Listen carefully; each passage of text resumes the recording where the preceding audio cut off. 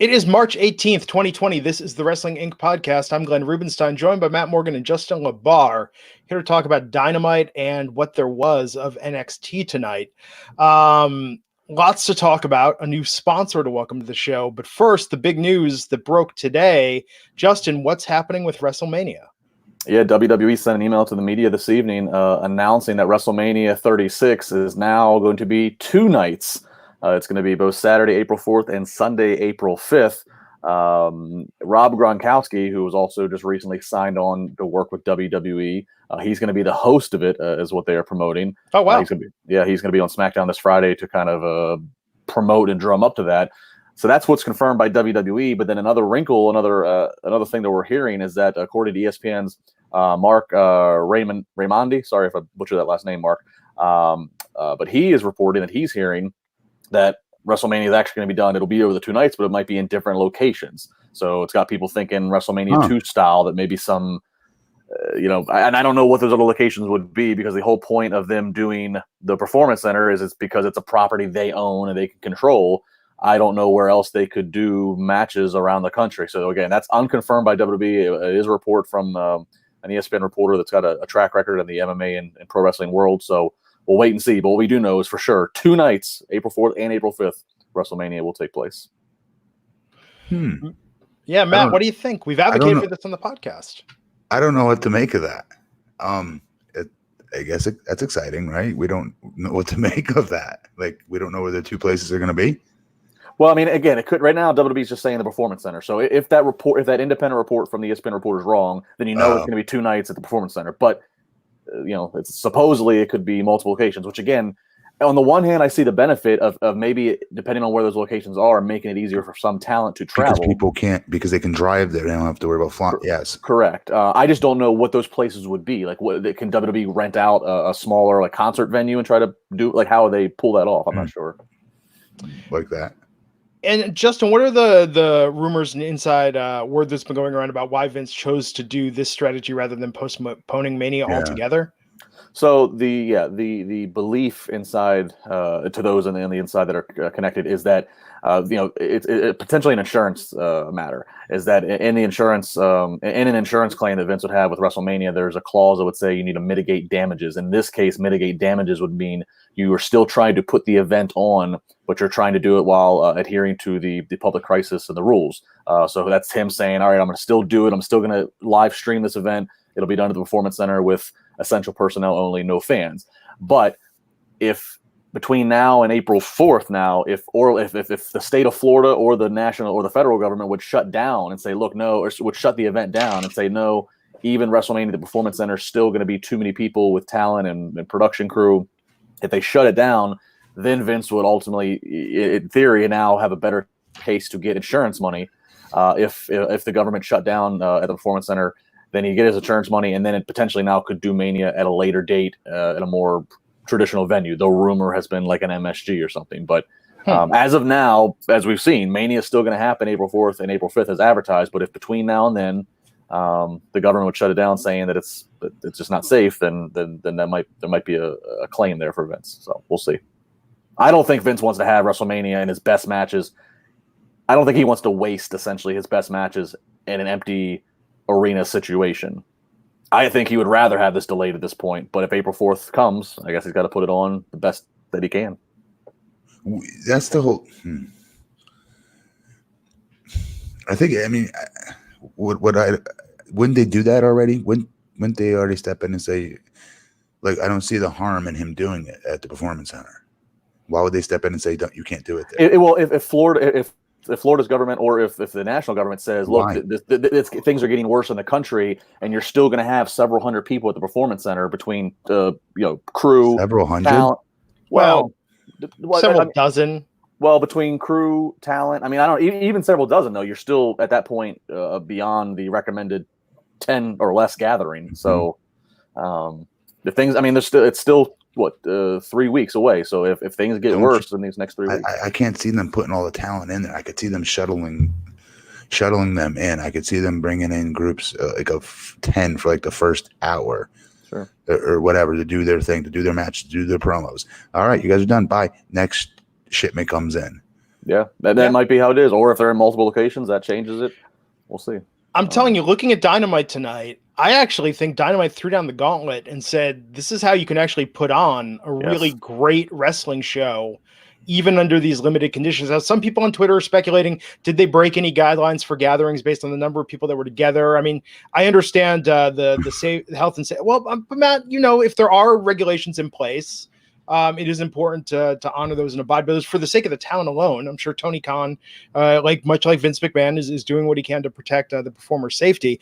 But what I wanted to say about tonight, though, even when they cut to that video package in Jake's backwoods wrestling ring, man, WrestleMania could be really cool if we get some different matches in different locations. Like if they lean into the fact that this is not your standard wrestling show and provide something unique. I think Dynamite proved tonight that can be very effective. So that being said, we've got some super chats tonight. Damian Cole said, best AEW show yet, in my opinion, even without the crowd. Wow. Yeah, I thought it was really good, but I don't know about the best. But it was really good, even without the crowd. And then Justin Lopez with the super chat saying it was still weird sans audience, but honest to God, that was really entertaining with other wrestlers taunting the in-ring competitors. I mean, this was a night and day difference to what we saw Friday and Monday in WWE. And they did a ton of smart things, not only just putting some heels and faces out there to make noise so it didn't sound like a hollow, empty arena like WWE's programming has been, but they put the hard camera and they shot into this large, full-size production stage. You didn't have empty chairs as your backdrop like you're having at the Performance Center. They shot into the stage, so it kind of made you forget that, hey, there's not, you're not seeing empty seats. I thought, from a visual standpoint, they set it up well. The sound of the hooting and hollering helped, and I think this was top 3 Dynamite episodes ever. My biggest disappointment about it, was that it was so good. I feel bad that it could not get the pops from a crowd that it deserved. That's my biggest disappointment. I mean, well, it can be how we blow social media up about it. You know what I mean? In a way. Yeah. But I mean, I would have loved to hear the sound, the roar of a crowd when some of these big moments happened. Gotcha. But God, it was a great show, great episode. No, I mean, this was good. I could see this if they can keep this up, and maybe with pre-tapes, maybe with modified schedules. I think this could work on TV for the foreseeable future. Okay, so we're going to talk about AEW Dynamite. 2 big debuts tonight, right? Matt Hardy, Brody Lee, formerly Luke Harper, making their AEW debut tonight. But first, we got to talk about another very important debut. Matt Morgan's been looking forward to this. You've been counting down the days. This is like your WrestleMania. We have a new sponsor of the Wrestling Inc. podcast, and it is Manscaped. Support for this episode of Wrestling Inc. is brought to you by Manscaped, who is the best in men's below-the-belt grooming. Manscaped offers precision-engineered tools for your family jewels. Now, guys, we've all been there before, trying to touch things up a little bit, even some things out, maybe create some perspective, or just at the very least sort of minimize on anything that might be unflattering or unappealing. And if you're a larger guy like myself, you are completely going on the honor system. You're trying to hold a mirror. You're getting down there. And oh my God, if you've ever cut yourself in that area, let me tell you, it's not pleasant. It's not good, but that shouldn't deter you from the mission to have your junk in order, as it were. That is why Manscaped has redesigned the electric trimmer. The Manscaped engineering team spent 18 months perfecting the greatest ball hair trimmer ever created. Just imagine that. Little kid going to school, learning to become an engineer, and say, what do you want to do when you grow up? I want to create the greatest ball hair trimmer ever. And they did that. They just released the new and improved Lawnmower 3.0. Here it is. This is the 3rd generation Manscaped trimmer. It features a cutting-edge ceramic blade to prevent manscaping accidents. Millions of balls are about to be nick-free thanks to Manscaped's advanced skin-safe technology. Manscaping accidents are finally a thing of the past. And this is premium. I mean premium. This battery is going to last up to 90 minutes, so you can take that longer shave. Just listen to that power right there.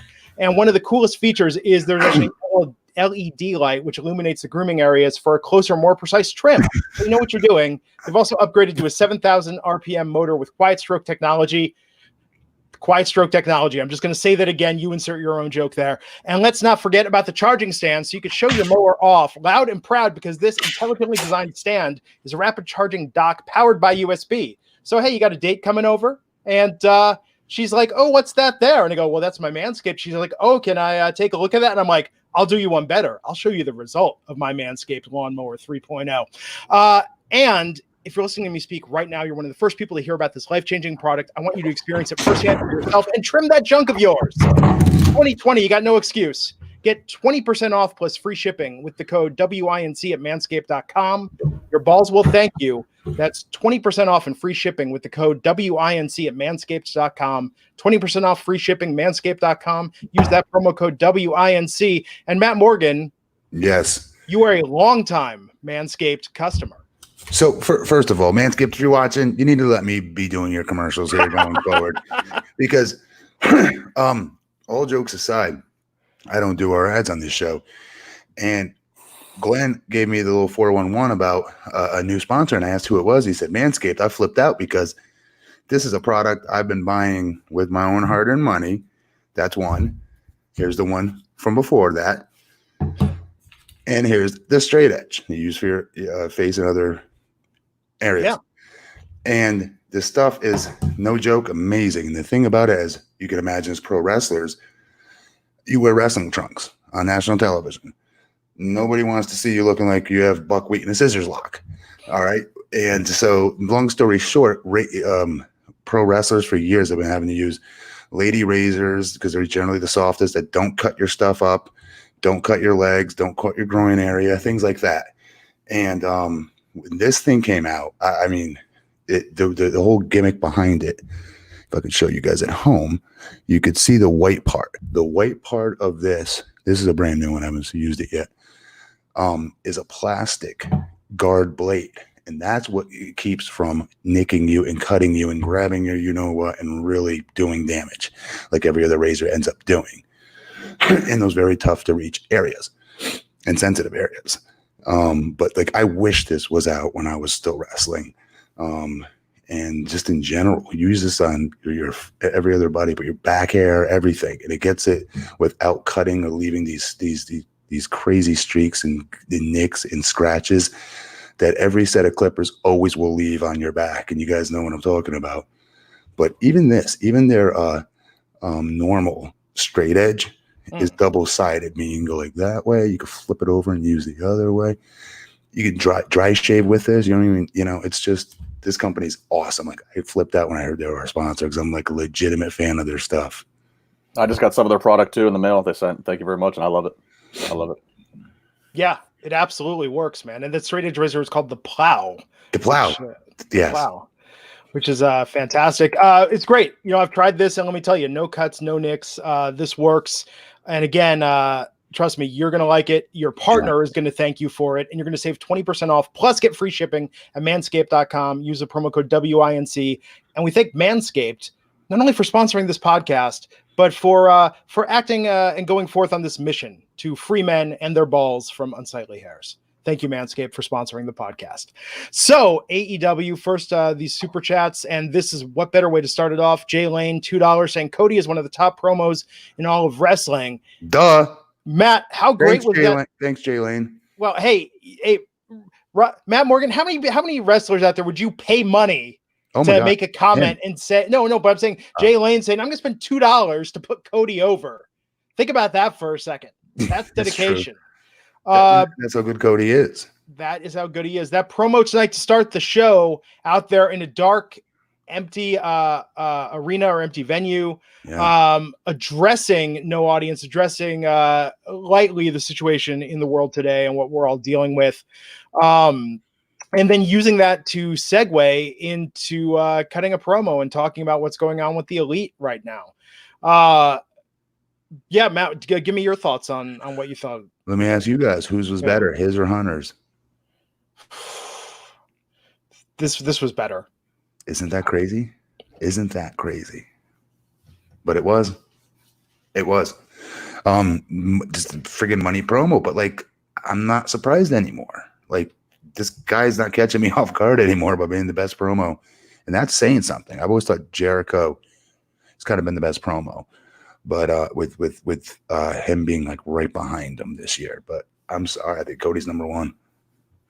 Yeah, it was a really good promo, and I mean, and such a odd situation, as a performer, not as a pro wrestler, but any performer, stage, anything. You're used to having a crowd. You're used to a certain setting, and when you're in basically a blacked out arena, being told you're live, one take, let's go, but you have nobody around. I don't know. It's just a unique situation. I just thought he delivered. And that's what makes him so good, is that anytime they give him something that he has an opportunity to show his passion for, it's a game, set, match. His promos are 10s out of 10s every single time. He has something he's able to sink his teeth into. I'm yet to see him dud or phone in, or like I said, dud a promo yet. That wasn't something that you could tell was meaningful to him. I'm not seeing him screw one up yet.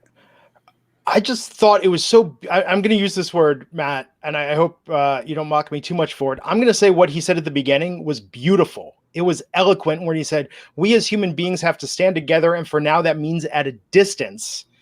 And then saying, "Yet he refuses to live in a prison of fear. He feels alive, and he hopes the fans at home feel the same way." And use this to pivot in talking about the Elite. And talking about Matt Jackson's anger towards Hangman Page, how it's misplaced. Talking about Nick Jackson, and then bringing out Kenny Omega. The way he just pivoted from that tonight was masterful. And rather than trying to ignore it altogether or just say, I mean, he didn't say the words coronavirus, but I think that he addressed it better tonight. Whereas with Triple H, seems so purposefully to not give any suggestion as to what else is going on aside from the fact that it was a different show. Yeah, I agree. Yeah, it was really, really good. Kenny Omega came out, said some words, and then after that, when they hit the let's see, pardon me. So I'm trying to remember all of this, how it happened exactly. So the Matt was on the mic. Where's Adam Page? Adam came out and was standing there. So we went from this to Page cheered them with a drink, went to the back. Omega talked to the camera, and then they hit the lights and the pyro, which I think was very important. I mean, talk about something that's a little thing that they could do just to pull out some stops tonight. It was a great, great start to AEW Dynamite tonight. No question. And then at ringside, Tony Schiavone with MJF. He's interviewing MJF about tonight, saying he's out there. He's offering money to wrestle, but he's out there. He's going to let the mid-card entertain. And he and Sean Spears gambling on the matches. That part when he whispered to Tony, like off mic, like, "Hey, old man, you want to know this? You want to get into some of this action?"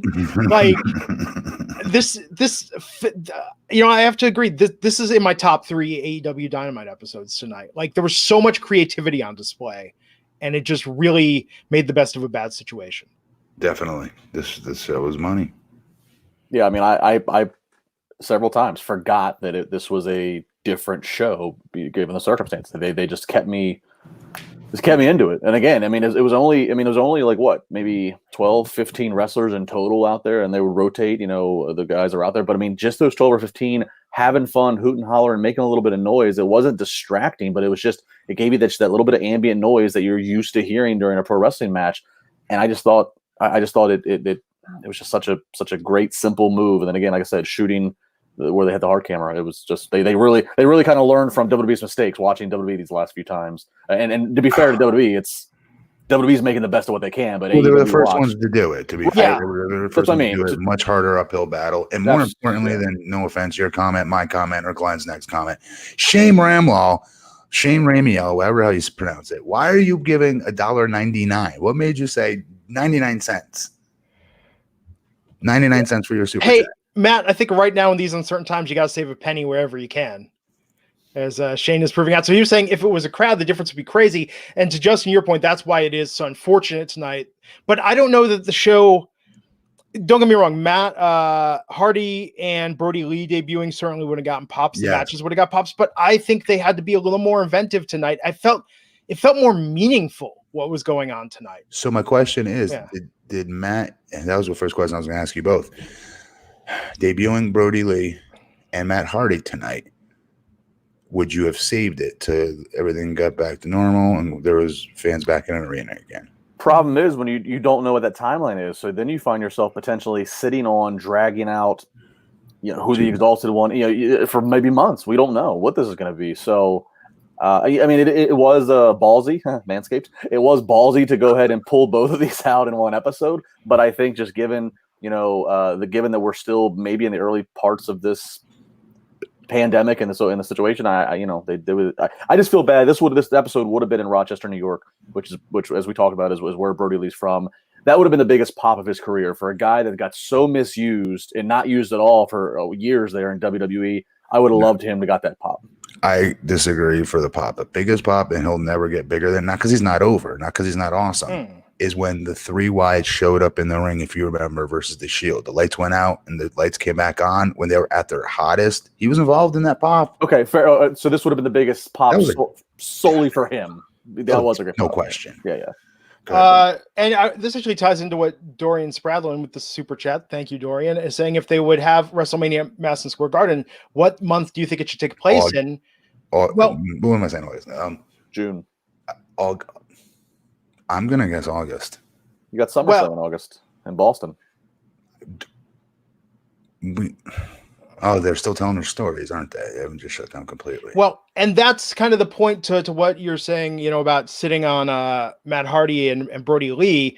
I think right now everyone is pushing things ahead in the hopes that, maybe things will be back to normal by June. Maybe things will be back to normal by July. Maybe some things will be back to normal by September. We don't know. And in wrestling, the train keeps on moving. Regardless, the stories keep on moving.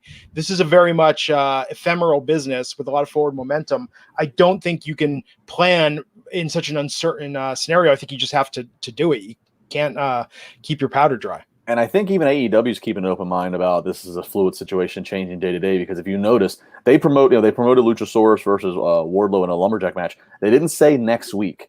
All their wording and speech tonight was the next Dynamite. Sure. So that was something that I saw going and was talking on social. I think they're being very open with hey, this might this show might be the last one for a few weeks if depending on how this progresses.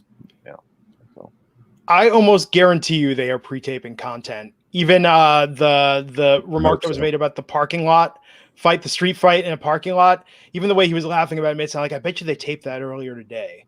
And with being the elite, they have experience doing this. Justin Todd got a shout out. Thanks for the super chat. Thanks for getting a Blue Chew Manscaped combo deal. I should reach out to someone. Oh my God, you totally should be all over that, Glenn. I'm telling you, the marriage, shape it up and show it off. Save yours. Yes. Shape it up and show it off. It's like peanut butter and chocolate. It's just two great tastes that go great together. What? Peanut butter and jelly. No, but don't you remember the old ads for Reese's peanut butter cups? It was like, you got chocolate in my peanut butter. You got peanut butter in my chocolate. People bump into each other all the time, and their foods are just mixed together. They go together like lamb and tuna fish. Yes, Jackson Callens spent $1.99, Matt, to tell you that iPad users can't change from the .99. iPad won't let us change. Oh, okay. Thanks, Apple. What was the emoji? The emoji? Oh, the shrug. Okay. So I throw my hands up at that. Well, Raj's pockets just got $1.99. Oh, you should have seen. Well, you should have seen Raj the other night. Glenn was telling me. I heard. Oh my God, Raj, I'm sorry, dude. Raj was like, "Come on, guys, give us more." He doesn't listen to this podcast. He doesn't know that. I gotta. In this time of uncertainty, when we're trying to find content. And we might have less and less. I think a great great promotional video for the sponsor would be Raj using Manscaped on Ryback. I think it writes itself. I would shave me more. Shave me more. Oh my God! Have you put any thought into this, Justin? Or is this off the top of your head? It's coming to me right here. This is really good, Justin. I'm impressed. Daniel, I didn't think of this. Super chat saying blood and guts from the Hardy compound. Oh my God. Yeah. Oh, I didn't even think of any of that. They could totally do this from the Hardy compound, actually. Matt's got a ring and a big warehouse there, and obviously he's got all that land. What do you think of that idea, Glenn? I think that'd be awesome. I mean, that's what I want to see in this. It's like, look at all the great independent films that we've ever seen. Look at a lot of the great music that's been done. Like, constraints and limitations force you to be more creative, and they result in greater art most of the time. And I actually think, Glenn, I don't know this for sure, so this is not like a scoop, but I would not be surprised, since the camera crews and the Young Bucks were at Hardy's compound in the last few weeks, for Hardy's YouTube show. I would not be surprised if they filmed the Lance Archer backwoods ring thing there on Hardy's property. Yeah. I thought, and maybe I'm wrong. I don't know if Jake has that or what, but that looked to me like the same ring and set they used in Peanut Butter Falcon, the movie Jake the Snake was in. Also, there was a wrestling match. You guys should watch that movie. If you got downtime right now, like Peanut Butter Falcon, solid film. Wrestling is a big part of the plot there, and there is a match at the end without hopefully spoiling too much. So let's get into it. We've got some comments about the Exalted One. Going to want to talk about that. But first, we had Orange Cassidy on commentary while the Best Friends wrestled the Lucha Bros. And Orange Cassidy didn't say anything, did he? No. Perfect. That's great. Them taking camera shot, just coming in and getting shots of him, not saying anything. That sounds stupid, but sounded like added so much. Like I couldn't stop laughing. I thought that was so funny. And Pentagon Jr. and Phoenix won that match via pinfall. I even like that with that spot where Best Friends were going to hug and they did the bumping elbows instead. Like I thought, again, I liked that they weren't avoiding the situation we're in entirely. Yeah, it was good. This was a great match. And then after that, and after that, the Best Friends challenged the Lucha Bros to a parking lot street fight on next week's show. Then we have Penelope Ford versus Hikaru Shida versus Rio versus Chris Statlander in a four-way match. And this ended with Hikaru Shida getting the pinfall. Matt, what did you think of this women's match for AEW? I dug it, actually. I thought this was really good. And I usually don't think they're good with people that they've not done a good job of trying to get over or tell me anything about. You know what I mean? Yeah. But this was good. I mean, do you think in a way that for acts that haven't gotten over with the audience yet, not having an audience? Yep. Yeah. I was just thinking, it's so funny you said that. Yes, I do. Because we didn't get a chance to hear crickets. Mm-hmm. And because we didn't hear crickets, who's to say some of the stuff wouldn't have gotten massive pops, right? Can't rule that out, right? This is the dream for the for the technical wrestling marks out there. It doesn't matter now. It doesn't matter if you're John Cena or Drew Gulak or any wrestler. This is all now about talent and your ability to go out there and bring it. And audience reaction counts for nothing. That's how they need to be thinking. They need to be doing that and then working that damn camera and playing to the people at home way more than they're supposed to be doing that anyway on TV shows. They're not supposed to be playing to the audience live. I think with that women's match, this was one of the better women's matches I've seen in AEW. And Penelope Ford, I thought she's a star. She shined. Yeah, I think she's one of the biggest stars they have. But still, I was still happy with this match. Yeah, she shined bright in the match. I mean, she's got a killer look. I mean, she looks beautiful. I mean, I thought she was a standout to me in this. She's nasty, dude. Like she can go, dude. She takes all the attention away, a la Lita with what's his name? I say Rios. When she's with her, what's her boyfriend's name? Kip Sabian.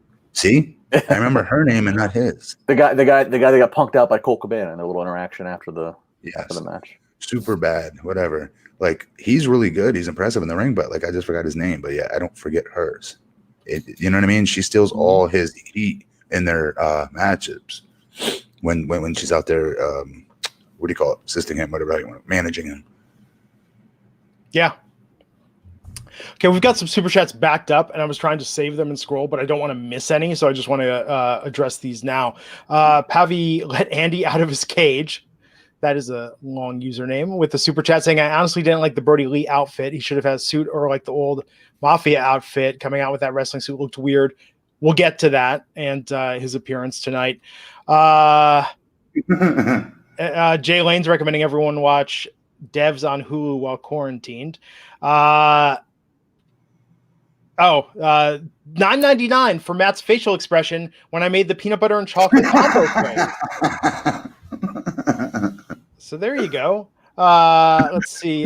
Damian Cole with the super chat saying, I hope WWE steps up its game so we all win as fans. I want both companies to do great so the product of wrestling is the best it can be. Eric, this could change everything. We don't know. This could change something, Glenn. No, for Mania, it better. If Mania was like this tonight, if they managed to pull it off with just having fun, creativity, different locations, a little bit of poignancy, I think they could actually knock Mania out of the park for what it is. But they've got to put their thinking caps on and not just do what they did on NXT tonight, which is completely phone in a show. Here's the thing, though, between the difference, really quick, AEW has a lot more talents that can go off the fly, in my opinion, which is funny when you think about it because they get accused for being spot monkeys that memorize all their spots. Well, I would argue they're much better thinking on the fly, especially like with MJF, Cody. There's so many people that are much more entertaining when you don't give them any kind of scripts and things like that. Whereas WWE have a lot of young guys and gals that now rely on that script. And some of them are very stiff. Not in the ring, but like with their personalities and characters without a script. Some of them. I think Vince should be assigning, and if he hasn't already, assigning a producer to every match and saying, I want you guys to come up with 3 ideas of how you're going to do this and make it entertaining television. Forget wrestling shows, forget wrestling pay-per-views. How are you going to do this in a way that's going to be great TV? Yeah. You know? Eric R., Tony needs to hire Glenn for AEW creative. I'm good, but thank you, Eric. I appreciate the super chat. I am Air with the super chat saying, let's go masked guys. Let's see, what else do we got? Gee, How much money has this one episode made? Jesus. Well, let's just say Raj Giri's not going to run out of toilet paper for quite some time. Gentleman Paul saying WWE could use Matt Hardy. Now here's the 1 cent. There we go. He went up to $2 even there. And and Pavi is saying if quarantine gets worse, Corona will kill WWE. I got it. Will kill WWE as a brand. I thought you were being really dark there. Yeah. No, I think that, and that's why when we talk about pre-tape, because who knows where we're going to be in 3 weeks. If I'm AEW, I'm saying right now, guys, don't go home. You're healthy. You're good. We're all here. Let's knock out as much content as we can. Yes. It's a lot. That's a lot. That's a lot on the roster, though, for the record. But still. Matt, would you have preferred back when you were on the roster if you could work for, let's say, 3 to 5 days and then go home for a month or 2? Oh, no question. But yeah. Oh, my God. Yeah. Yeah. Zach Rivera with the super chat saying WWE needs to give us a few segments on R-Truth showing up to an empty Raymond James Stadium ready for WrestleMania. They don't do that. They're missing the boat. They have to do that. They have to know that that's there and they've got to take it. They have to take that. Right? Yes. I think it'd be great. Awesome not to. No, I agree. So Tom Brady. Here we go. Kathy Hunter saying, guys, how do we even know this was live tonight? That's a good question. AEW could have taped it during the day. Well, it was dark. You could see that it was dark outside. Oh, the venue's outside. It's a concert. It's a pavilion. Yeah. Good point. So back to the show. Jurassic Express, Jungle Boy and Luchasaurus versus the Butcher and the Blade. This was okay. I like this the least. No Marco Stunt though. That was good. Yeah. I mean, and I was curious. I wonder if they're hinting towards anything, because obviously Butcher and Blade lost, and they kind of commentary they attributed to MJF hollering instructions at them. That's what caused them to lose. And then as Butcher and Blade will leave, and MJF's kind of staring them down. So I don't know if they're maybe planting a seed to split them off or not have an association anymore. No bunny tonight. Yeah. This was followed by Evil Uno and Grayson out in the ring saying the Exalted One is near and everyone will see what he has seen. Frankie Kazarian and Christopher Daniels come to the ring. Daniels tells them to stop. Says the Dark Order hasn't made anyone better. He's sick of it. Says there is no Exalted One. It's just Grayson and Uno. And the music begins playing. We see a masked man walk forward saying, we do what we want when we want. If I want something, I take it. Removes his mask and is Brody Lee, of course, to Luke Harper from WWE. And Lee says, Daniels is now unsafe. Thanks to all his talking. You're not the first out of touch old man who didn't believe in me. Well, I'll make sure you are the last. And back in the ring, Lee was behind Daniels and Kazarian. He, Uno, and Grayson attacked the two guys. John Silver and Alex Reynolds got in the ring. Uno yells, "Who are you?" The rest yell, "We are one." And Lee stands at the front of the pack, and then they went to the back. I thought that was as well done as it could be. No? I think the outfit, I agree with the comment earlier we got about the outfit. I think that probably would have played better to a live audience. With the Dark Order, I don't feel like they've gotten their dress code fully on point yet. Oh, definitely not. But I can't get past Uno. Yeah. The tape vignette of Brody talking was great. Yeah, the line about "you're not the first out of touch old man." I mean, what a shot there. The only thing about the presentation of this, and this is nitpicking, but I mean, I saw it, so I know if I saw it, somebody else had to, is that when Daniels was talking, they start playing the video. You hear some music, they cut to putting the video full screen, and then they cut back to showing the arena. And as they cut back to showing the arena, you see the man in white, who is Brody Lee, walk out the tunnel trying to hurry up and get to the ring. It was for about 1 second, and they quickly cut back to showing the video. But I mean, I'm sure, like everybody else, I'm on the edge of my seat watching the screen, not looking at my computer or my phone. So that was my only thing. I was like, ooh, just as a live production. So that kind of tells you this is live. As one live production area, as you start seeing them run out real quick. But overall, this was good. And I'm happy for Brody Lee. He's the locker room has just gained a huge asset in him. Louis Barundo with the super chat saying Marco Stunt actually has the flu currently. Oof. That's why he stayed home. Good on Marco for sitting this out, and we hope he gets better soon. So yeah, and people are saying, well, he's supposed to look different, as Evan Wright is saying in all caps about Brody. I think you just have to figure it out, because we got the reveal tonight. Right, the Dark Order's been all about this mystery. I agree with that, though. He does need to look different. So I'm happy that he does look completely different. Yeah. It was good when he came out. I mean, I really enjoyed the entrance of that. Good for him. This is putting him in a much better spot than he was in when he left WWE. Although, in fairness, I mean, it's not like he never got a push. I mean, he's the Intercontinental Champion. Him and Dolph Ziggler for Intercontinental Championship is one of the better Intercontinental Championship matches that we've seen in quite a while. It doesn't get enough credit. It was awesome. Yeah. And the Bludgeon Brothers did get pushed. They were champions. Listen, before Bludgeon Brothers is when he did. I thought he did really well when he got his opportunities, because if you looked at them physically, the Wyatt family, you knew Bray was going to be the guy who gets all the attention. But then between the other three of them, the big muscle behind him, right? He was the one that I knew Vince would not like as much as the other two, just because the other two are bigger. And he still got more over. Well, not them, obviously Braun, but the other one. Gentleman Paul with the super chat. Gee, you guys with the super chats tonight, like. Well, then stop answering them. Just tell them they don't got to pay no money. Sorry, Raj. Gentleman Paul with the $5 super chat saying AEW and NWA take little digs at WWE about saying belts and hospitals. That's one thing, but I think tonight, though, when we all talk about really what competition could do and why I've been excited about AEW since the get-go, is we need something on a high level to do things differently, to force WWE to up its game. And tonight, AEW fired shots. Like, this was showing that even without an audience, we can still put on an A+ show.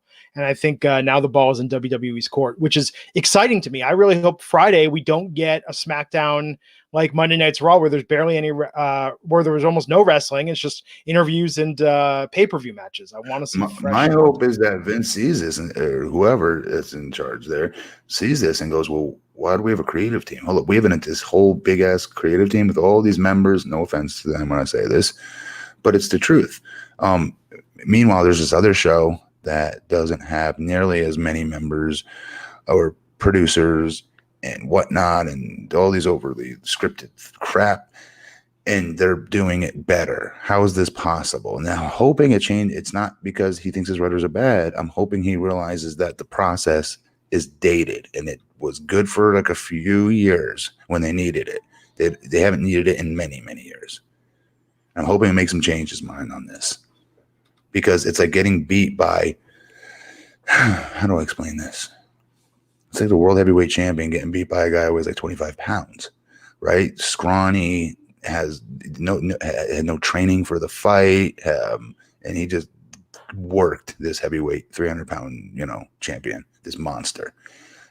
You know what I mean? I don't know how to explain it. Just like, you know what I mean? They have less. Yes, they're on TNT, but I mean, like the creative team, all these heads and these decision makers are involved in every single thing that happens with how these things are shot versus this much smaller company. Mm-hmm. Well, less cooks. It's like when an independent movie comes out and wins all the awards instead of the big studio prestige pieces. There you go. Yeah. And I think it goes to show artistry is what matters most. Creativity is what matters most. It's not about who has the most money. It's about who has the best ideas and the ability to execute them in the most interesting way possible. You have to hire the talents that have that artistic ability to do these things. Well, what sucks that I gather is that, like, Matt, you said earlier about how like AEW guys you think do better on the fly, and then where some WWE people might be stiff. I think it's just a case of WWE talents are kept in such a lane. From every WWE talent I talk to, either currently or past there, they all say, I mean, there's a lot of creative writers. They all say that a lot of those writers are really good and have really good ideas and good stuff. Sure it's just by the time the idea gets around the table and gets to Vince, things have changed. So, I think Vince, if he would, it's just obviously apparently it's not in his nature. He trusts himself. He's gotten himself so much success. He's always going to bet on himself. And it's hard to argue to a guy who's built what he's built. And so I could see somebody trying to show Vince, hey, look at this AEW episode. Look how successful they just did it in the same situation we're in. And I could see him finding a reason to say, oh, no, having a couple heels and faces out there gambling and drinking wine, that we have WWE superstars. They shouldn't be sitting like fans. Like, I could just see that kind of rationale. It's like, no, you're not getting it. We're in freaking times where we can't have any crowd. Let's just kind of like, I don't know. Somebody needs to get through to him because they did back in the Attitude Era, didn't they? When he was getting beat, maybe that's the only reason he paid attention because they were starting to get beat. Therefore, he was willing to listen to ideas. But he needs to start listening to their ideas because I don't know. I'd be willing to bet that his son and son-in-law have tried to get through to him in certain ways, and if he hasn't listened to them, who's he going to listen to? Yeah, we'll see what happens Friday night on SmackDown when Gronk is going to be on the show. So we'll see. I'll be here too. Yes, you'll be here on Friday nights. What was next? After that, we had the vignette for Lance Archer at Murder Hawk Mansion is the name of the venue. Ring announcer asking who's ready to try or die against Archer. And he just destroyed everybody that got into the ring with him. That was great. That made him look awesome. Awesome. He looked like a monster. Yeah. Backwoods Fight Club. And the fact that the ring announcers, like, a little person has a very carny feel to it. My God, yes, totally. This was so well done. Jake sitting in a rocking chair, just smoking. It looked like he's blowing smoke, just calmly, coolly watching this. I mean, this was fabulous. It was. This was like movie-ish type. Yeah. Ish. This was awesome. That's what I'm saying. Like him versus Cody, if that's the match, do it there at that venue with that aesthetic. Yeah, that'd be pretty dope. Yeah, seriously. And then we had Jake Hager, Santana, and Ortiz with Sammy Guevara versus Cody, Hangman Page, and Matt Jackson with Arn Anderson and Kenny Omega. The winners receive entry advantage for next week's Blood and Guts match. So the Inner Circle ended up getting the win tonight. This was a pretty good match. Went on for a decent length of time, but Jake Hager, Santana, and Ortiz won via pinfall, with Santana getting a tricky roll-up on Matt Jackson for the 1-2-3. What'd you think of the match, man? Good. I just don't know about. I love Santana and Ortiz as a tag team. Be honest, guys. Did they feel like a main event act without Jericho? No. And I hate saying that. I hate saying anything negative about this show in general, but because I'm such a mark for the show, I don't know what it is. And Hager's a former world champion. And it's not because, and they've done better with him in AEW, by the way, how they booked him, how they've treated him. It's not him. It's, to me, I don't know. Santana and Ortiz just don't feel like main event level talents to me, even though I've seen flashes of it. Well, DJ Navarrete with the super chat saying, Dynamite tonight reminded me of how much it sucks to have the show spoiled since I live on the West Coast. Can't wait to watch the show. it's funny. Part of the reason with streaming TV, you guys are both fortunate on the East Coast with this, but it's like I went with DirecTV Now or AT&T Now, which sucks in every other regard, except I can watch the East Coast feed of USA and TNT. Like that's the one saving grace on the West Coast, having the worst streaming service. I love that DJ's watching us, but to be fair, DJ, you chose to watch us to get the show spoiled, and to pay $4.99 to tell us. I mean, thank you for watching us, and thanks. Raj says thank you for the $4.99, but you chose to do such. Okay, real talk for a second, guys. Justin, Matt, we're in the wrong racket. We got to go start a wrestling site, get our own channel set up with these super chats, because apparently this just prints money. You don't say, Glenn. It's a novel idea, Glenn. What if we all form a coup and revolt against Raj? No, we'll start using. We'll call it there goes wrestling. There goes my wink. Freaking, we're revolting, Raj. We'll call it Wrestling LLC. That's original. Just kidding, Raj. Oh, you know Raj has got a team of lawyers just on standby waiting to. Damien, God, come on, Damien Cole. You don't gotta be giving us the Damien Cole. They don't gotta be banned. Raj, I demand to see the total ledger of how much us three have brought you tonight. How much have we brought in tonight? I didn't even get a Christmas card last year. In these uncertain. You don't think Raj is gonna sit there and say that 80% of this he would have gotten no matter what? I bet. And there's a freaking pandemic going on, and people have probably donated over $100 tonight. Good Lord! To the show. Makes me feel terrible. So stop. Just write your comments, and we'll answer. Damien Cole, love you guys. I look forward to the show every week. Thank you all, mods included, for working through such a hard time and bringing us fans an escape for the world we're in currently. Well, no, I'm saying that this is, and we talked about this the other night, Matt. For people that listen to this podcast, listening to this podcast is an escape. We saw tweets today. People are saying moderators, the people that are like when we get like the crazy chats or people spamming it with like porn links, like the moderators. Oh, there's somebody in there that can do all that? Yeah, we got a great team of moderators. Raj has a full staff. Wow, I'm impressed. I can't see your chats, guys. That's why. Sorry.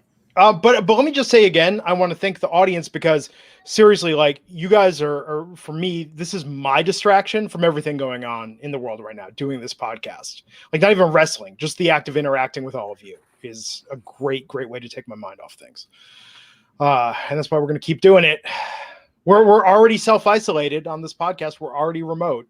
So we're in a perfect situation. So this ending segment after, speaking of which, that promo Chris Jericho cut where he's put down the decree saying no more fans. He said even when it's cleared, no more fans until I say so. So good. It was so good. Such a good way to lean into it. And then, of course, it was pointed out that there were 5 in the inner circle, 4 in the elite. And then Matt said, yeah, but I called a friend. We saw Vanguard 1 fly above the ring. And then Matt Hardy on the balcony doing the delete taunt as the show went off the air. Hell of a way to send the show off the air. I mean, come on. I would argue, have we ever seen a better ending to Impact? Good Lord. Sorry, guys. Dynamite. No, I mean, this was great. I mean, and the great thing is like, we're actually going to Matt is so creative, which you can see if you watch, when you watch. I watch those YouTube channels, shows. Yeah. I mean, he's created his own world. And the great thing is, he wouldn't, I mean, he turned down a lot of money to stay with WWE. He would not be doing this unless he felt he was going to get the creative control and creative freedom that he wants. So yes. even just simple things of using the drone, the Vanguard 1 that's become so famous. I mean, like it's just Vanguard 1 has its own action figure. Is in his action figure set. Yeah, it's great. I mean, this same with Dilapidated Boat has its own figure. Mm-hmm. It's in his figure set. Yeah, and the piano music playing, that's Rebby playing piano. I mean, it's just great. They literally just let Matt. They're going to let Matt do what he wants to do. This is great. Back to that dude's comment. Go back. Oh yeah, he was saying that CC Ortiz. One of the fans, CC Funk 1 said he thinks Ortiz is great. Both are really meeting him, Ortiz and exactly what's the other one's name? Santana. Thank you, Santana. I actually think Santana is good. Was coming out a little bit in a promo once. Is that the one whose eye got gouged out? Who's I don't recall. which one did Moxley hurt his eye? Anyways, they're not main event singles acts right now yet. They're not. King Key of the Law saying Santana and Ortiz don't fit because that was clearly the Revival spot. That's big difference, huge difference. The Revival would fit that group much better, even though they've been really good in it. I just don't think they're. I don't know. They can grow into it. They're just not there yet, and it hurts when Jericho's not out there. And JC Harrington saying y'all are skipping over Sammy singing Judas when Chris Jericho came to the ring. Yeah. Sammy now, on the other hand, has stepped up big time. I would say since the first time we stopped doing his licking his mouth crap when his tongue was hanging out. After that in-ring introduction of them, he's been A+ since. After Jericho, Sammy's the one that's got the biggest rub out of this inner circle. He's the next biggest star. Yeah. Even the thing when they go to commercial and they do the picture-in-picture, and Sammy's made a habit of having the cue card showing saying things to. Yep. And Glenn, did I hear on Monday, was Raj talking about Matt Hardy and potential Matt Hardy stuff? Yeah, with the meetup and everyone in the chat room, and and Matt Morgan accused him of lying. And let me set the record straight. It was 7 days ago. It was last Wednesday. I can say this sucks. We were going to have our event at Rick's on the River in Tampa WrestleMania weekend. As of last Wednesday, it was confirmed Matt Hardy was going to come and be a bonus guest at that. And do some Q&A and interact with us. I mean, but I will say this: we also have had the hope that we were going to make that event up somehow, some way in the future. So, and we're having Ryback come. He doesn't even know. We haven't even asked him yet. I think he's that swell of a guy. I like him.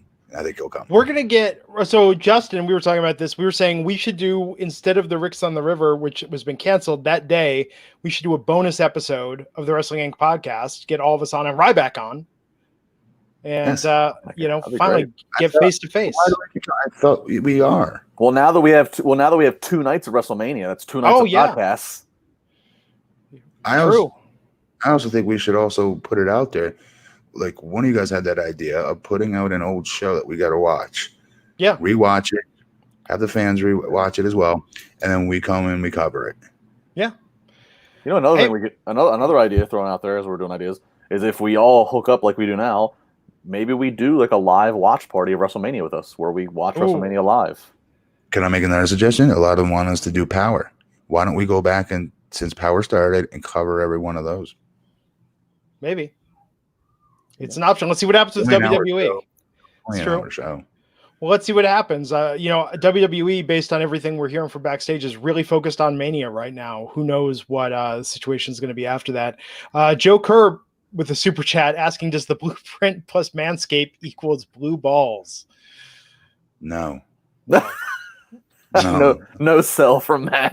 No. Nothing. Now you know what it's like to just put out gold and get the stone face. For those of you that this is something that's brand new to, men have been doing this for years, have been grooming themselves for years. Welcome to I would say, good Lord. Welcome to 1998 in the year 2020. You're saying that, Matt, 1998 was the year, I think, when you and I turned old enough to finally realize, like, after puberty started 10 years ago, that, like, oh, this finally does get too long.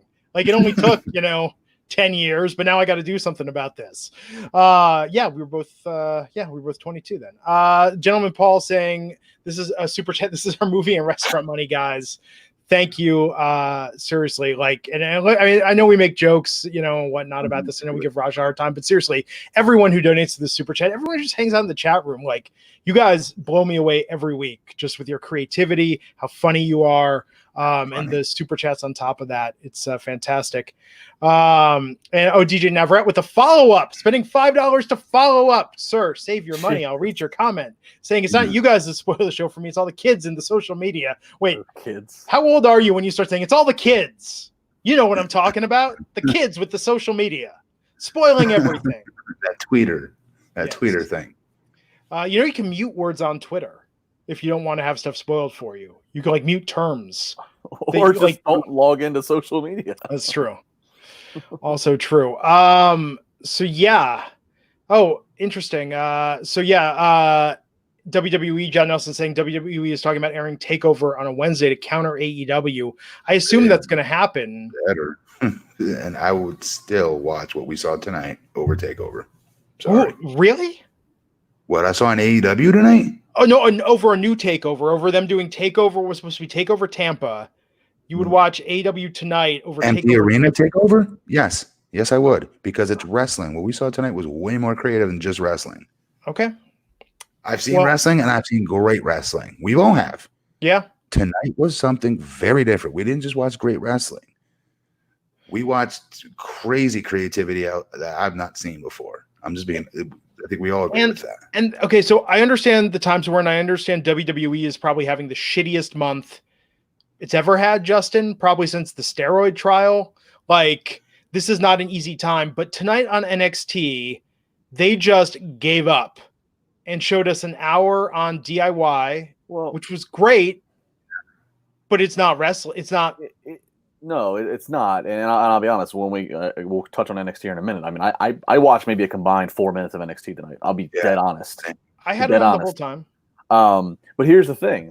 What helps them in their favor? I saw they showed, Finn, they showed the entire men's Rumble match and occupied 90 minutes with commercial interruption on Raw. And this past week's Raw didn't do that bad. It's so they've seen that when they show premium content, i.e. Really quick, here's the other part we need to take into account. Everybody's at home watching TV again now. Before, we didn't really have that. People are out and about doing whatever they're doing, being distracted by 100 different things. Every network is now covering this pandemic, except the wrestling channel. Mm-hmm. So ratings shouldn't, you know what I mean? So I hope people don't take it for, wow, they did a really good number because of their creativity that they. So to that point, Matt, I still praise them, by the way, for even doing any of this stuff. Sure. So to that point, Matt, is it possible with if you're home, as you said, and then you find something on the TV that's not this coronavirus, and then let's say you log on to social and you see trending and you see buzz and what have you, is it possible that tonight's AEW Dynamite could be their most viewed Dynamite ever? Absolutely. Yes. I'm actually right now to see what the number is now. I think this could be the second most watched episode. I think the first one is still the high bar when they did 1.1, 1.2? Over 1 million, yeah. I think this could be the second. Impact with your 1.4. Never tell you that. Just continue. Sorry. I think this could easily be the second highest rated Dynamite ever. Yeah. Ryan W with the super chat saying AW had me behind the scenes watching training. But context, Ryan. Now you don't have to pay to give us context on that. Or green hearts. Is he trying to say that like he felt like because it was an empty arena that it was like watching guys practice? Is that what he's trying to say? In a good way. I think WWE felt that way, but it didn't.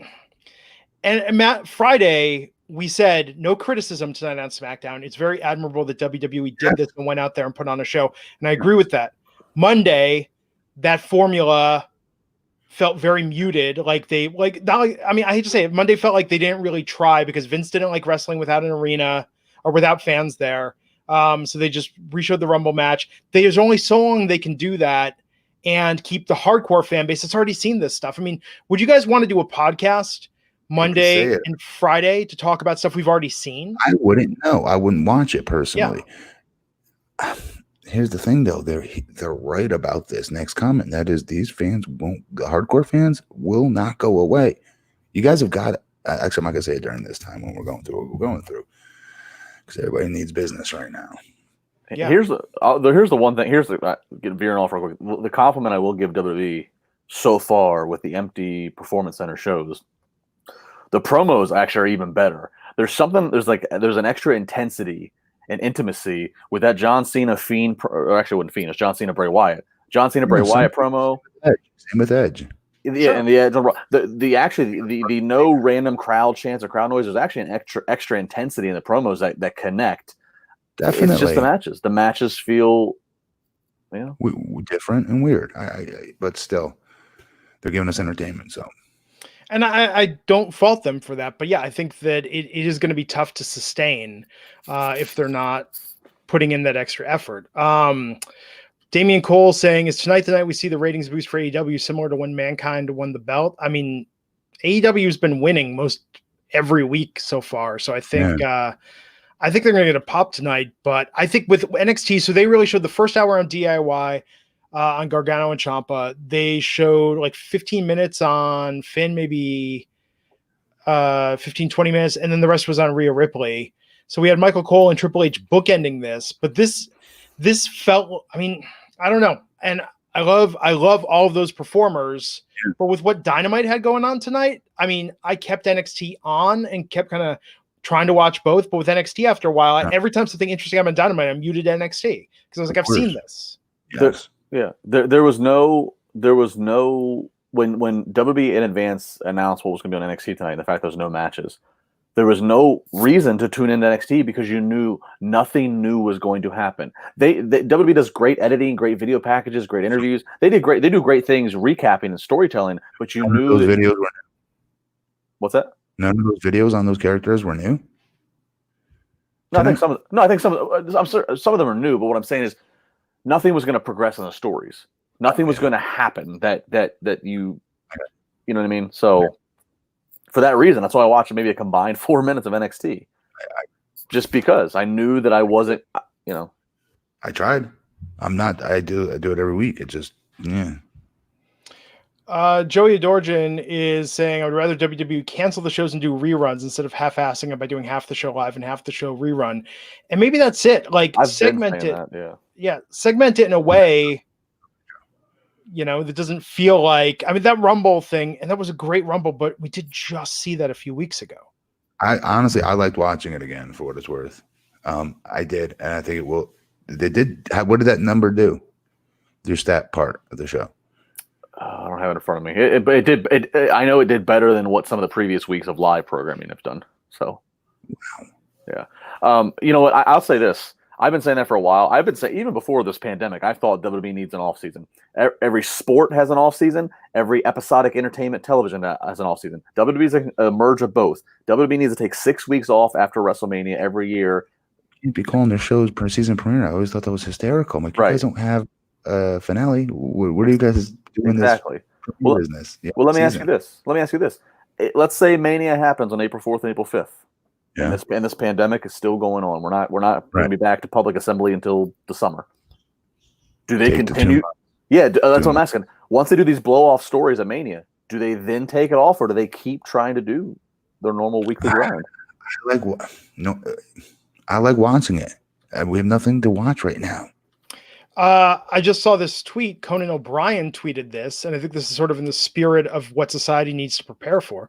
Conan saying he's going back on the air Monday, March 30th. All of his staff will work from home. He'll shoot at home using an iPhone, and his guests are going to Skype in. It will not be pretty, but feel free to laugh at our attempt. I think WWE, we're gonna need that right now. We need people to step up and get creative. We have an unprecedented level of technology in this world that. Yes, you need people in person to have a wrestling match, but you can do everything else from anywhere in the world right now. We're going to be making a huge press release, fingers crossed, that it still goes through within these next 2 days, and it's related to this pandemic on top of it. Dude, what's happening is leading to a lot of crazy intelligent people's creativity. Very much so, and I think we're going to continue to see that. I think we're going to see some really cool things out of this. Some amazing things is going to come from this pandemic. Watch. Yeah, and we have to look at that upside. I mean, we have to look at whatever silver linings we can find. You're supposed to just doom and gloom, and no, you got to think positively. You got to have faith, and you got to follow the directions that CDC is putting out there and others are putting out there for us to do to help curb this. And in the interim, have faith, think positively. Even though it's hard, you have to. Nothing good ever came from being negative and overly, losing your mind over these things. Even though it's hard not to at times, I agree with it. I was here with my son the other day, and you could just tell he's completely out of his. Like, I'm running around this town like a madman doing all these different things. I've been impressed, like conference calls for 5 straight hours, dude. I was with, good Lord, Governor. I was on 2 conference calls with our governor today. Our Senator Rick Scott was on 2 conference calls with him today. That took like 3 hours. it's so my kid we took out of daycare to come home here, and you could tell he's nonverbal autistic, but he's completely out of his realm here, completely out of his structured environment. And it started making you think like, oh no, like this is really going to mess up his pathway that he was on to really improving, because he's been improving immensely to maybe one day talk, like not just say the alphabet, but really say, hey dad, hey, what's up? I love you. Things like that, and that's just a microcosm of everybody's situation. So my point is, you can get down about that and you can overly self-analyze that and feel, or you can start looking at the other side of this, that something amazing is going to come out of this. I truly, truly believe that when this blows over, and it's going to be a lot of cool creativity that a lot of smart people start to come up with. And I think we're going to be really impressed with it. Just for this pandemic alone, we're about to announce something pretty freaking amazing, and I'm excited to even be part of it. No, Matt, I think those are great words. I think one of the great things that's going to come out of this is, I think the industry of teledocs, being able to get medical care via Skype and doing this, I think that's going to explode, because that's already, I'm seeing here in Pittsburgh, being promoted heavily, and I think that entire industry, which then is going to take sick bodies all gathering in a waiting room, getting sicker, and like I think it's and the rent that it takes to have a building. I think it's a lot of things that are going to come out of this positively, but it's just getting to the other side first. Yes, no, absolutely. We gotta think positive. We have to have faith. Is the moral of my story. Sorry, it took forever. No, it was a good story. WWE Fan Guy has a question for Matt about thoughts on OVW going on national TV with U2 America starting April 3rd. Yeah, Justin, what's that story? This is Al Snow. Al Snow has made that happen. Yeah. Yeah, I think that's amazing. Yeah, that's all Al Snow. Props to Al Snow. My very favorite time in all of pro wrestling was in OVW. Yep. And why? Amazing. Because then it wasn't about the money. It was about working to make the best from what you could do at the time. Yeah, everyone was so damn hungry and trying to one-up each other. It's the best time. Stephen Marcucci with the super chat saying, any news on a post-Mania draft? Ooh. That's the least of their worries right now. Yeah. I don't think Vince is thinking past April 5th or 6th. 5th, yeah. Yeah, maybe the draft will be who gets some off time, and then they'll rotate people in waves. Didn't you guys tell me, I thought the other night when I asked that, like, that they have to have something air or something like that? They have because it's in their contract? Well, it's in the yeah. I mean, they have their contract with USA and Fox. How are they doing off season then? But here's the thing: they rotate them just like they're doing now. They're showing vignettes. They're showing recaps of premium content that's on the WWE Network. I mean, first off, you could pull it off that way. I'd be all for it. Whatever gets these guys off the road, I'd love it. You could pull off studio shows that just kind of recap and keep people invested in the story, so then when you come back after 4 or 6 weeks, they get picked back in. But their deal with the networks is they still have to air something. They need to air something. And here's the other thing. And I people always want to say, oh, the sponsors. Look at this. If NHL and NBA and all these leagues were able to, the sponsors will understand right now, especially. But I think they care about numbers. I'm going to cut you off, Justin. They care about numbers. They don't give a who's actually on the TV performing for a wrestling show. It's all about the numbers. Exactly. And if WWE is, and it's proven, as I just said, they showed the Rumble on Monday night. The numbers did well. If WWE is fine with showing content that is on the WWE Network, which is behind a paywall, and showing it on free TV, and it's going to draw some viewers, then you could do 6 weeks of showing some recaps and showing some best ofs. Hell, here's an idea. Here's WWE. You can write me a frickin' check. You're not going to have a Hall of Fame ceremony this year. Why don't you spend the 6 weeks you should take off during this effing pandemic? Why don't you have each week an episode dedicated to who's going to the Hall of Fame? 1 week's British Bulldog, 1 week's NWO, and you can show best of matches, interviews. You can interview Kevin Nash via Skype. You can do live interviews, show best of clips. You could fill an entire 6 weeks off doing a Hall of Fame ceremony each week, essentially. And there you go. You fill programming. It's not a bad idea. And they have always original content, too, that they have on their network that I really do like a lot. Right now is with the Ruthless Aggression stuff and many others before that. They could totally go to pull an hour out of a 3-hour show. The FCW documentary they just put out, that was awesome, too. It was, yeah. Yeah. Well, I think we're going to see a modified format. I just hope they find a good way to break it up. Oh, one thing we didn't mention, Busy Rhythm saying Brandy did an awesome job covering the ring announcing tonight. That's right. Yes. At the beginning, I liked her little wink and a nod to the fact that she was out there doing that tonight. But I thought she was great. That's what she used to do. Yeah. So what else do we got, Justin, to talk about? It's interesting, but we'll try to keep it tight here. So there's some conflicting reports about Alberto Del Rio. Alberto Del Rio, he had said recently in some interviews that WWE has reached out to him and that they're in communication. Maybe something happening later this year. And then Alex McCarthy of Talk Sport, he kind of conflicts that, and he says Triple H nor anybody else has reached out to Alberto Del Rio. Personally, in my opinion, I don't see why WWE would need Alberto Del Rio back. Yeah. Not that I'm a fan. I like him. I just think he's past it. You know what I mean? Age-wise with what they're, you know what I mean? Well, man, they brought this so-and-so guy back at a much older age. What are you talking about?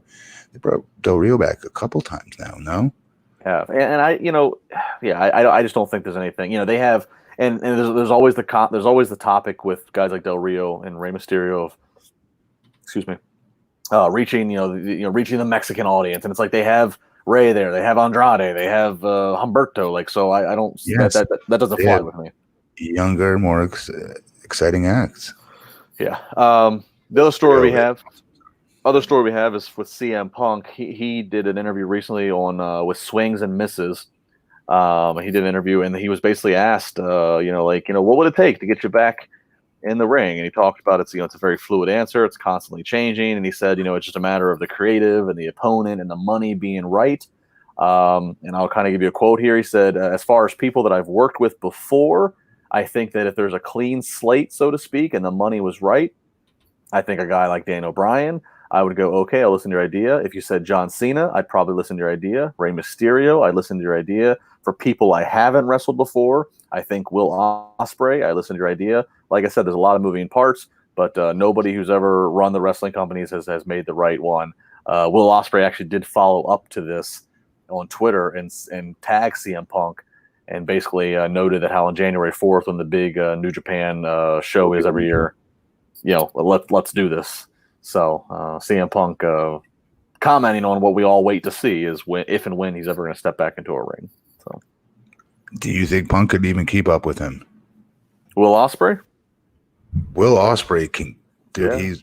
He gets after it. That dude is so freaking good.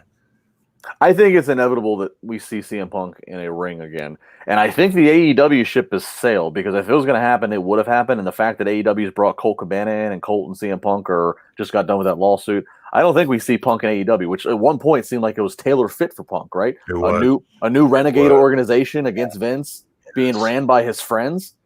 Jericho, Moxley, Cody, the Bucks. The Bucks. Yeah, I think AEW tried, and somewhere there was maybe a blunder. I don't know, but I think eventually we see a CM Punk back in a WWE ring. I don't know if it's this year, next year, 3 years, but eventually I think everybody always comes back. The money always speaks, and WWE is going to need it. So yes, sir. Eventually, yeah. Anyhow, what have you been reading the entire time that we were? I've been reading the chat comments, and I've been looking at Twitter and Reddit to see is there anything else we should cover before we take it home tonight, because we have Matt here tonight, over 1,000 people live in this chat room watching us. Our podcast numbers and YouTube numbers have actually been significantly up for the past week. What's that? More than normal? Much more than normal. And I'm thinking that while we're here and distracting people from everything else going on in the world, is there anything else we should cover? Keep going. Yes. What else can we talk about and give people, just a little something more in this crazy time? Isn't it also weird? Have you had this yet? I know it's some business or day-to-day where people keep referring to it as like the current situation or these unprecedented times. People don't want to say the name. They don't want to say the word, but it's there's going to be a name for this. Similar, the Great Depression. COVID-19. I know. Well, when the Great Depression was happening, they didn't call it the Great Depression at the time. No one said, God, things are so bad right now. It kind of feels like we're all depressed. Perhaps we're in a Great Depression, if you will. No one ever said that out loud during the time. So there will be a name for this. People are calling it coronavirus and COVID-19. Like everything I've written that. Yeah. This is going to be forever referred to as the great binge watching of streaming services. The great binge. Dude, I am so happy. I have a 5-year-old daughter and a 2-year-old son, and they put Frozen 2 on Disney Plus early as of last Sunday. I am so thankful. I mean, I've still had to go to my office. But my wife has been home with those kids, and she is so thankful that Disney Plus is putting this stuff out. So thank you, Disney Plus. Isaiah Harad is saying, do a Wrestling Inc. roast. Matt, we do it every week. We do it every week. Do you not watch our show? We roast Raj. Raj is our weekly target. Oh, if it was a roast, I'd be far meaner if it was a roast. Dude, look, how about next year for next year's Mania? And hopefully we do have a party. We do a roast in person. That would be great. We should do the roast of Ryback. Can't roast Ryback. He's not on enough to get it. You guys can do me. Matt roasts me every week when I start rambling and he starts cutting me off and telling me I'm rambling. Okay. Michael Edwards, what's each of your favorite Mania? Looking for something to rewatch during lockdown. Oh, what's each your favorite Mania? Oh, good Lord. You can't go wrong going back to watch WrestleMania 1. Yeah, that was what I was going to say. My first Mania I ever went to, 17. You can't go wrong watching 17. Was that the first one that's not the first one you've ever watched? That's right? The first one I went to live. Dude, that's pretty cool. Houston. You went to one. You went to that. That was a good one. My first one. I mean, I don't know how the first one holds up, but my memories of being at the Boys and Girls Club, and we watched it on video cassette, and I think it came on 2 cassette tapes. And we all gathered in the rec room to watch it on like a 20-inch TV. You know how big deal those VHS cassette tapes from Coliseum Video, like the material it was made out of, the noise it would make when you'd close it and you'd open it up. Do you know what I'm talking about? Yeah. They want plastic. Yes, the plastic stuff. Yeah. It wasn't just like the VHS cassette cardboard boxes that you just do that and the paper come flying out. It was the ones you have to open like a book. It's like a binder. Yeah. That was the best. We had it, dude. We had it good. I'm sorry. Our childhood was the best. And I remember 6. That was the one where like me and my friends in middle school all pooled together money. And it was like the big event that we had at somebody's house. You know, it was like, guys, we've got 8 pizzas coming with all sorts of different toppings. We've got all this food. We're going to sit there and just watch Wrestling Mania because it was Hogan versus Warrior. Like that, my memories associated with that. I wish I could just get that back. Don't you wish there was some way, Matt, you could just pay a little bit of money and just give me that feeling back that I had at the time? Griffin Bunn's house, waiting on pepperoni and bacon pizza to get there and drinking all the soda we wanted. Yeah. His mom dared to leave us alone watching it, which was mean we can just eat whatever as much as we wanted and drink as much soda as we want. It was the best. I'll never forget that stuff. You know, where you were. Clay Ford saying, Matt, now the gyms are closed. Going bonkers. I'm sorry, I'll read the whole thing. Okay, Matt saying, what are you doing now the gyms are closed? Mine shut down and I'm losing my mind. Yes, exactly. That's what I'm doing.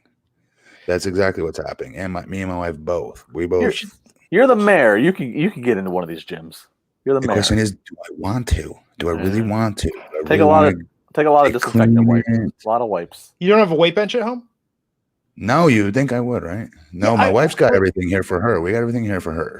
She got herself the Peloton. She got herself a treadmill in the past, and just randomly over the years, she just randomly get this stuff, but nothing. I have no weightlifting stuff here. You think I would? You got to figure out like an isolated workout and post a stream of it, Matt. Like, 15-minute full body workout that people can do at home. Dude, Ryback's got it at his garage. Where does he live? Denver. I don't know. Cali, probably, I'm guessing. Raj? No, Ryback. Oh, Ryback. I don't know. Where does he live? He doesn't live here in Florida, right? No. He has his own gym. He has his own like garage gym or whatever. Oh, he's in Nevada, isn't he? Oh yeah, there you go, Nevada. It's Nevada. We've been doing GDPY again.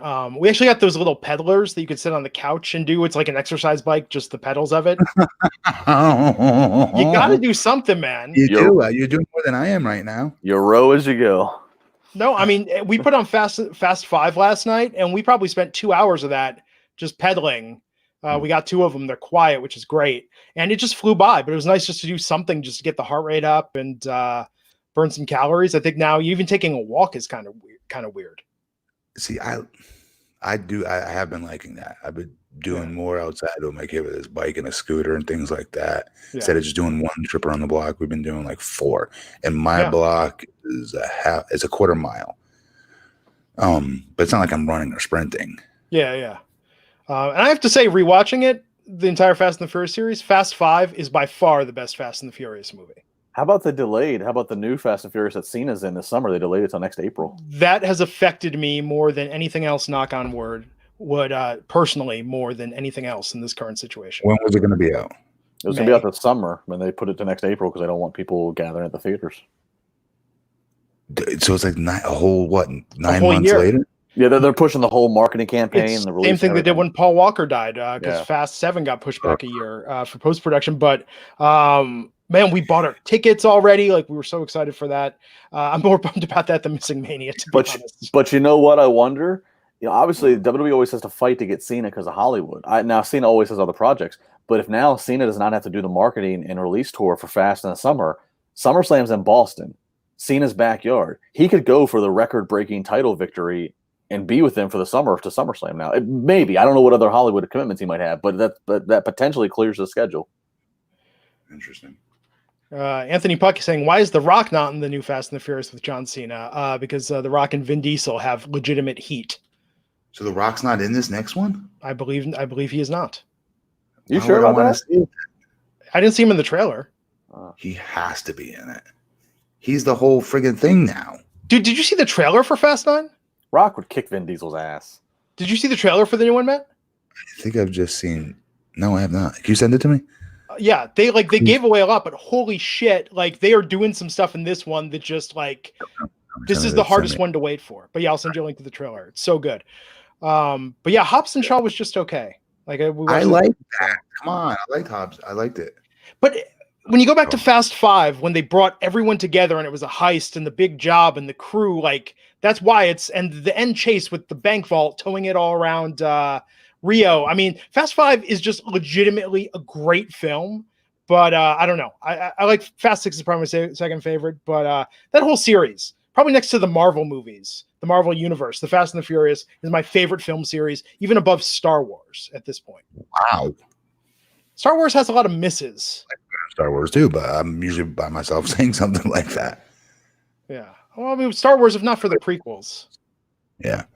Justin Lopez paying us $2 in Super Chat saying The Rock has beef with Vin and Tyrese. So there you have it. Yeah. Tyrese. Yeah. Yep. He's right. Because he's come crying because Rock went out on his own, supposedly, to make that movie and go on his own. Yeah. He's the bigger star. Sorry. Mania next year in Hollywood. You got to think The Rock either is the main event or goes in the Hall of Fame next year, right? They would be terrible in the wrestling business, Justin. Can you imagine them like back in Hogan's day when Hogan was making all these other wrestlers so much money? If they were lucky enough to be on the same card as him, they'd make a ton of money, right? They never complained. Yeah. Because they're marks. Because he's a mark. Yes. Okay. I think that covers it.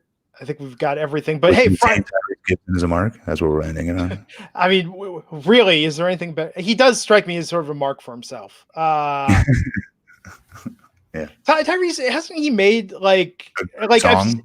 Well, he had a good song back in the day. I could have sworn he did. I liked it. Who did Tyrese ever beat? Oh, well.